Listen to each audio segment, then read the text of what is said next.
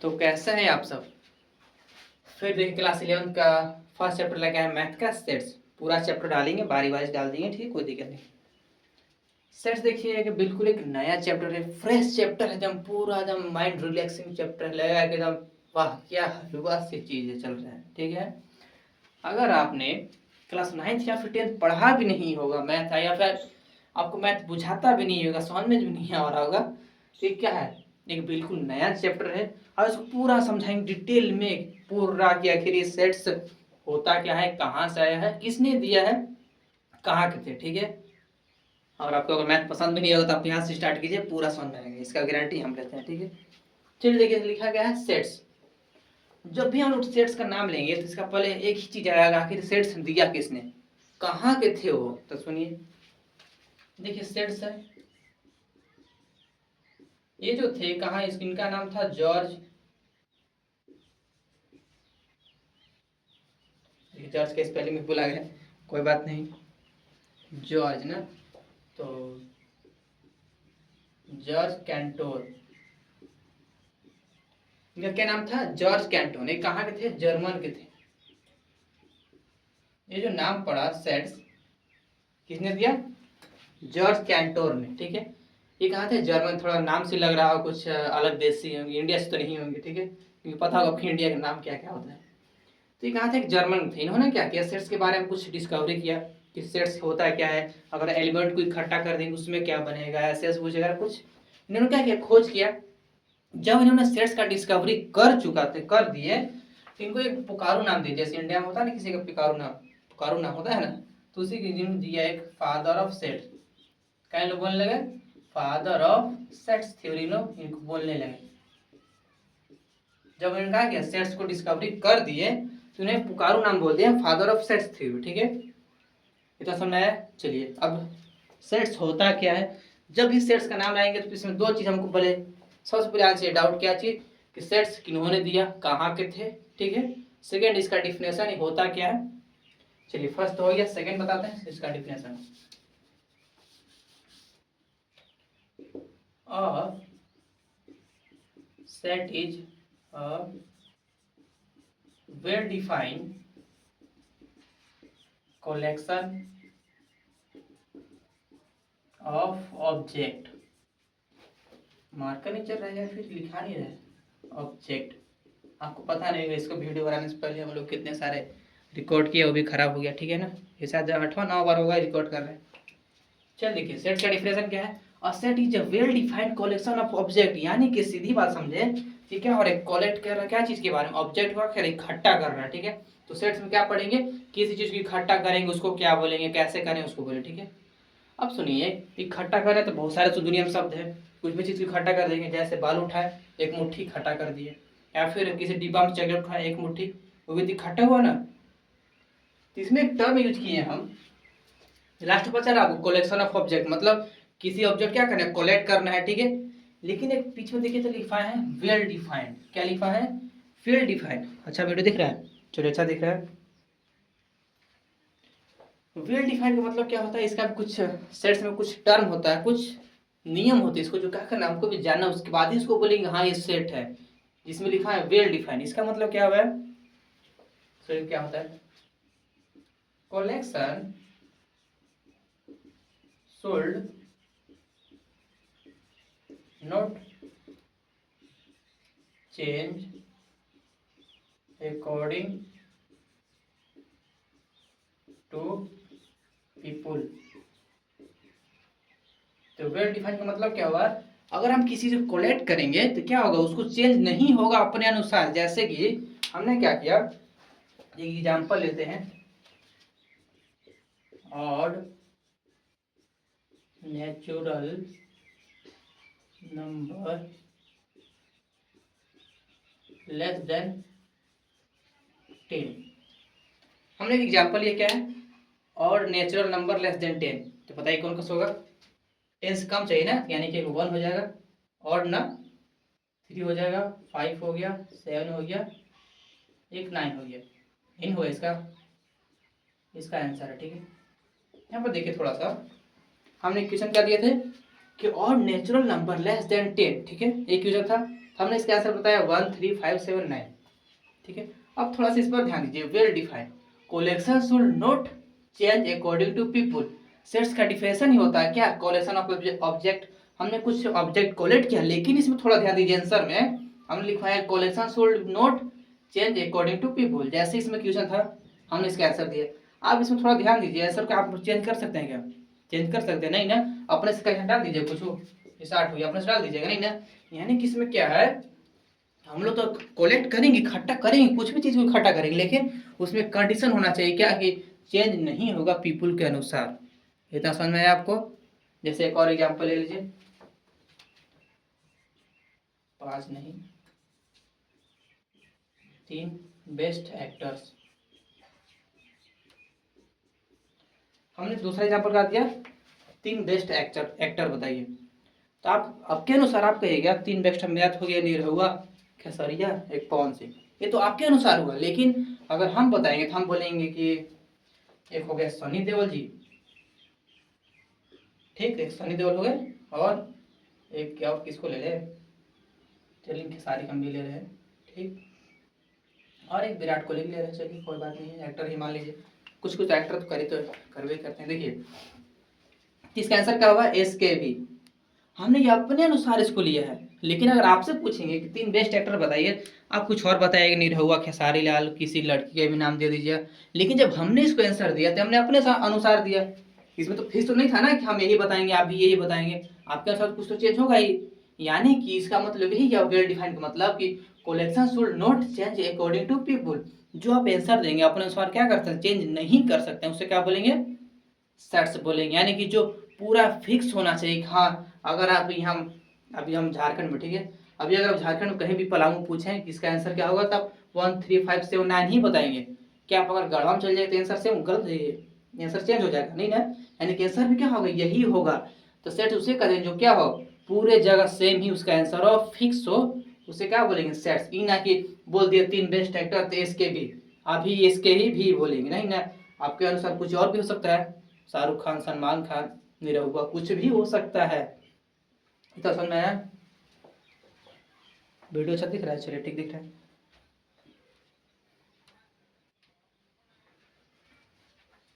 चलिए मिटका दे रहे थे ना, अभी और एग्जांपल करवा रहे हैं ना, कोई बात नहीं, समझ में आया होगा एक बार में।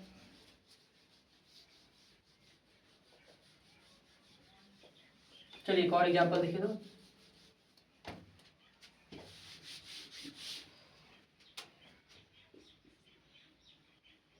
एग्जांपल लेते हैं कुछ अच्छा।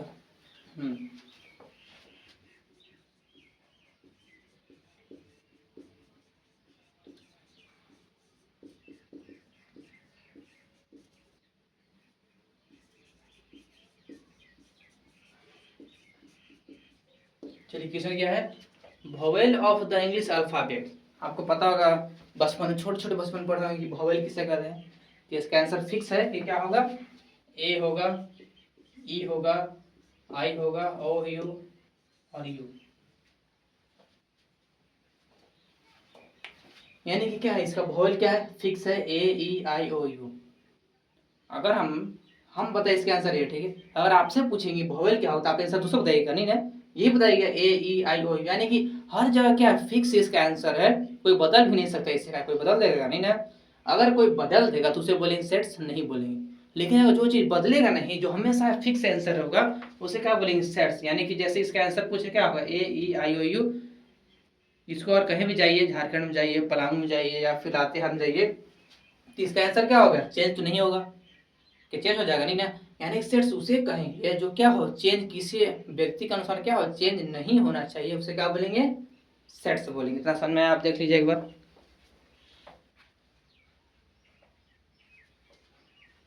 चलिए और एग्जांपल देखिए, प्राइम फैक्टराइजेशन जेसन ऑफ नंबर 12। हमने क्वेश्चन दिया प्राइम फैक्टराइजेशन ऑफ 12, ठीक है। चलिए इसका पहले फैक्टर करते हैं 12 का, तो क्या हो जाएगा, 2 से हो जाएगा 6, फिर 2 से 3 और 3 से 1, यानी कि 12 कितना प्राइम फैक्टर आ जाएगा, 2 इंटू 3 आया। हमने क्या किया, ये तो मैंने आंसर बताया, इसका प्राइम फैक्टर क्या हो जाएगा 12 का 2 2 3, ठीक है। हाँ सुनिए, अगर हम आपसे पूछेंगे क्या बताइए 12 का अभाज्य गुणनखंड क्या हो जाएगा, तो आप इसका आंसर दूसरा बताइएगा, इसमें और क्या ऐसे बताइएगा कि 8 हो गया, 5 हो गया, 4 हो गया, ऐसे तो नहीं बताएंगे। आप यही बताएंगे, ऐसे करके बताएंगे। यानी कि जो फिक्स है आंसर, उसका फिक्स है, हर जगह फिक्स है, जो कि आंसर इसका यही होगा, आंसर यही होगा। भाई इसका जो 3 फर्स्ट में आ जाएगा, 2 बाद में आ जाएगा, उससे कोई मतलब नहीं। बस खाली अगर आंसर इसका यही रहा तो उसे क्या बोलेंगे सेट्स, यानी कि वो क्या होना चाहिए, वेल डिफाइन होना चाहिए। वेल डिफाइन मतलब हम अपने अनुसार उसको क्या कर सकते, चेंज नहीं कर सकते। सिर्फ उसका पोजीशन अगर हम चेंज कर दें तो कोई बात नहीं है, पोजीशन चेंज कोई दिक्कत नहीं है। लेकिन अगर उसका पूरा डिफिनेशन ही चेंज कर दें, पूरा हुलिया है उसको चेंज कर देंगे, तो उसे क्या सेट्स नहीं बोलेंगे। सेट्स उसे कहें जो क्या हो, वेल डिफाइन होना चाहिए। चलिए आगे समझ में, एक बार देख लीजिए। दहाज आ रहा है जी, बचपन में दहाज बहुत देखते थे, पता नहीं आपको। आवाज आ रहा था आवाज दहाज का। अभी हम लोग छोटे रहते हैं, फट मान कूद के जाते हैं दहाज देखने। अब तो देखने का मन ही नहीं कर रहा है, बन जाएगा तो अपने आप। चलिए एक और क्वेश्चन देखिए। आवाज तो आ रहा है उसका, ज्यादा कुछ नहीं देखे ना, देखते हैं लेकिन थोड़ा सा क्लास में, इसलिए बाद में देखेंगे, हम भी थोड़ा बच्चा ही है हमारे लिए। चलिए एक और देखते हैं, एक और क्वेश्चन ले लेते हैं। सॉल्यूशन ऑफ इक्वेशन,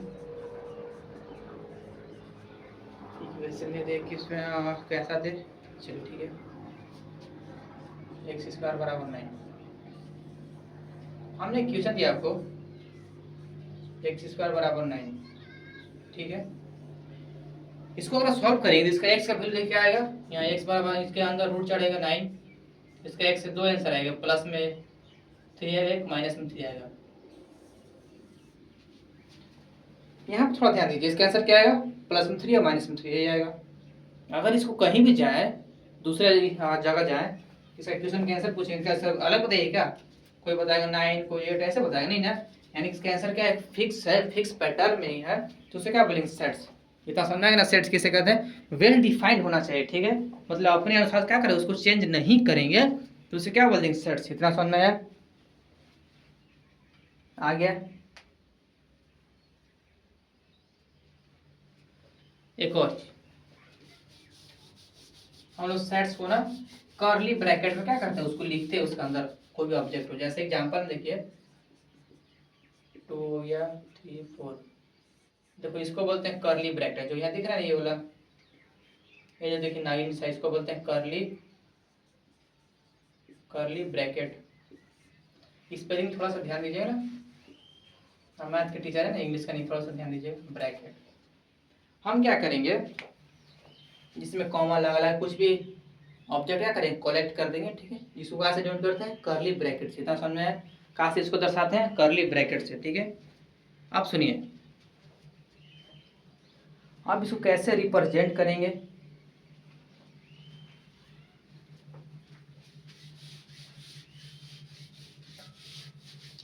सेकेंड आता है आपका रिप्रेजेंटेशन ऑफ सेट्स। हमने सेट्स का डिफिनेशन पढ़ लिया, क्या है, वेल डिफाइन होना चाहिए, ठीक है। अब इसको कैसे रिप्रेजेंट करेंगे, सुनिए। इसको दो तरह से, इसका दो दो तरह से क्या कर सकते हैं, रिप्रेजेंट कर सकते हैं, ठीक है। जिसमें से पहला आपका हो जाएगा रोस्टर फॉर्म, रोस्टर फॉर्म। दूसरा हो जाएगा set builder form, set builder form, जिसको एक और नाम से बोलते हैं शायद, हाँ इसको एक और नाम से बोलते हैं टेबुलेशन, टेबुलेशन फॉर्म। इसको एक और नाम से बोलते हैं सेट्स थ्योरी, शायद बोलते हैं थ्योरी फॉर्म, और करके ना।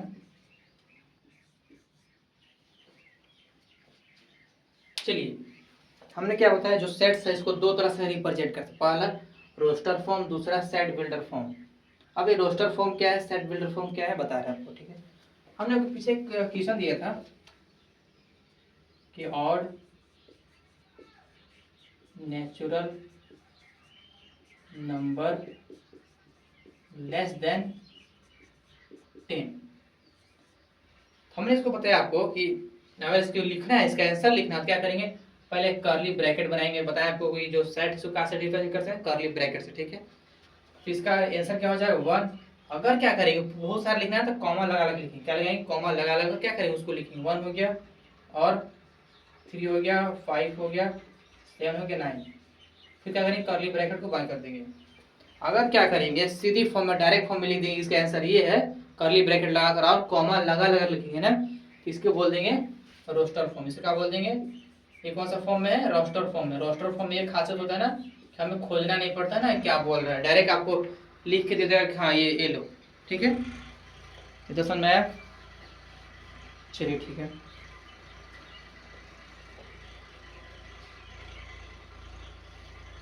अब सेट बिल्डर फॉर्म में क्या होगा, आपको एक लैंग्वेज वाइज क्वेश्चन दे देगा, आपको ऐसे नहीं देगा, डायरेक्ट नहीं देगा कि लो ऐसे आंसर इसका, नहीं, आपको आंसर देगा लेकिन थोड़ा सा कुछ लैंग्वेज वाइज देगा। जैसे याद रखिए सेट्स को ना ए से डिनोट करेंगे, ठीक है। इस पूरे टोटल क्या करेंगे, ए बड़ा ए से डिनोट कर देंगे, कैपिटल ए से, ठीक है। यहाँ पे देगा आपको ए, फिर कर्ली ब्रैकेट लिखेंगे, कर्ली ब्रैकेट लगाएंगे, फिर बोल देगा एक्स, इस पूरा टोटल पे एक्स मान लेंगे, ठीक है, एक्स है। लेकिन आपको बोल देगा, यहाँ देखिए, इसको इधर देखिए, जो डबल डॉट दिख रहा है इसको बोलेंगे सच दैट जो एक्स का है, x is a odd natural number less than 10। फिर क्या हो जाएगा, ब्रैकेट बंद हो जाएगा। हमने क्या बताया, दो फॉर्म होता है सेट का, एक रोस्टर फॉर्म, दूसरा set builder form. Roster form में क्या होता है, आपको डायरेक्ट दे देगा, ऐसे कर्ली ब्रैकेट लगा कॉमा लगा लगा डायरेक्ट आपको दे देगा, जिसमें आपको क्या खोजना नहीं पड़ेगा। लेकिन अगर सेट बिल्डर फॉर्म डायरेक्ट समझ देगा ऐसे, एक्स सच दैट एक्स की जगह है नेचुरल नंबर जो क्या है लेस देन 10 हो जाए, दोनों के आंसर सेम है, बस खाली ये जो लैंग्वेज वाइज देगा और क्या है डायरेक्ट कोई आंसर दे देगा, ठीक है। इतना समझ में आया, आप देख लीजिए एक बार।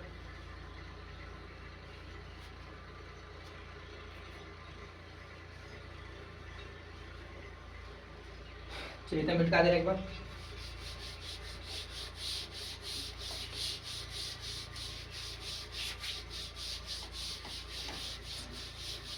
चलिए देखिए हमने क्या बताया, जो इसको सेट्स है उसको कहा से कैपिटल एस लिखते हैं, ठीक है। जैसे इसका अभी जो पीछे एग्जाम्पल लिए थे ना, 1 हो गया, 3 हो गया, 5 हो गया, 7 हो गया और एक 9।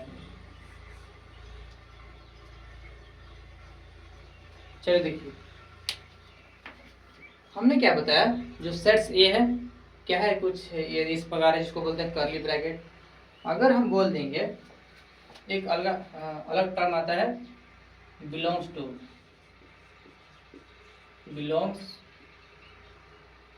टू सेकेंड आएगा डज नॉट बिलोंग्स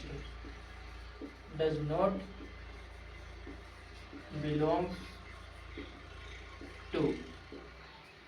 एक बार देखते हैं वीडियो अच्छा दिख रहा है ना, चलिए वीडियो ठीक दिख रहा है।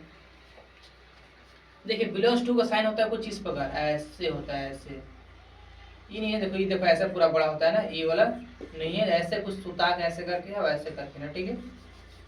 इसको क्या पढ़ेंगे, बिलोंग्स टू। इसका साइन क्या होता है, बिलोंग्स टू। इसको क्या पढ़ेंगे, बिलोंग्स टू। सेकंड आता है डज नॉट बिलोंग्स टू। इसका देखो साइन ऐसे होता है, ऐसे करके एक ऐसे क्रॉस लगा देंगे, ठीक है। अब इसका मतलब क्या हुआ, बिलोंग्स टू और डज नॉट बिलोंग्स टू। जैसे हम यहाँ से एक एलिमेंट को उठाया 1 को, ठीक है। अब यहाँ पर सिर्फ एलिमेंट 1 से उठाया है, तो कहाँ से उठाया, ए में से उठाया, सेट एम से तो उठाया, तो उसको ऐसे लगता है, जो ए कहाँ से उठाया, 1 कहाँ से उठाया है, 1, यानी कि उसको कैसे पढ़ेंगे, 1 बिलोंग्स टू कहाँ, ए, ठीक है।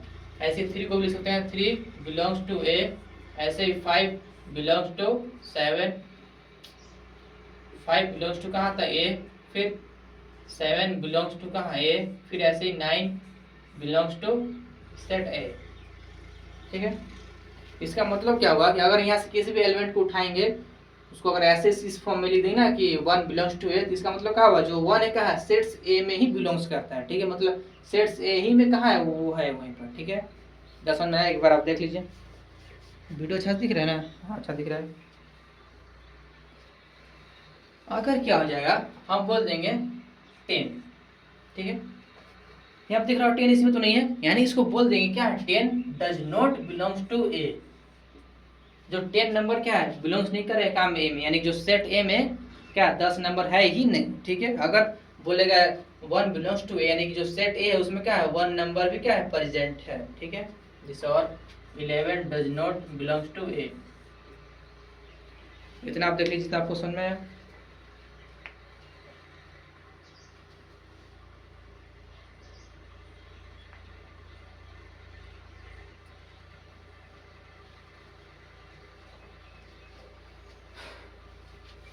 हाँ तो इसको क्या पढ़ेंगे, बिलोंग्स टू, इसको डज नॉट बिलोंग्स टू, ठीक है। चलिए आज तो यहीं तो रखते हैं, ठीक है, इसके बाद बाकी मिलते हैं कल। कल आपको बताएंगे फिर से कि सेट्स, जो सेट्स इसका कुछ टाइप भी होता है ना, पूरा बताएंगे आपको अभी। तो आज हम लोग क्या क्या बताया, एक बार फिर से बता दें।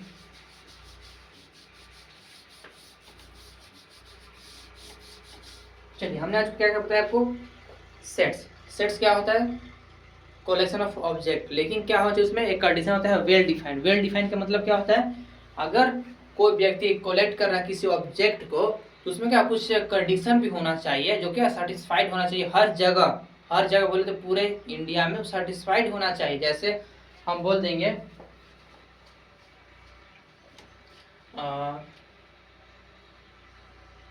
Odd natural number less than 4, ठीक है। जो लेस देन 4 बोले हमने, यानी कि उसका हमसे आंसर क्या हो जाएगा, 1 होगा, एक 3, बस 2 ही आंसर होगा, ठीक है। अगर हम इंडिया में हर जगह कहीं भी पूछेंगे कि इसका आंसर क्या होगा 1 3, तो आंसर इसका सेम ही होगा, ठीक है, इतना कोई दिक्कत नहीं। तो आज तक ये रखते हैं, फिर बाकी कल मिलेंगे।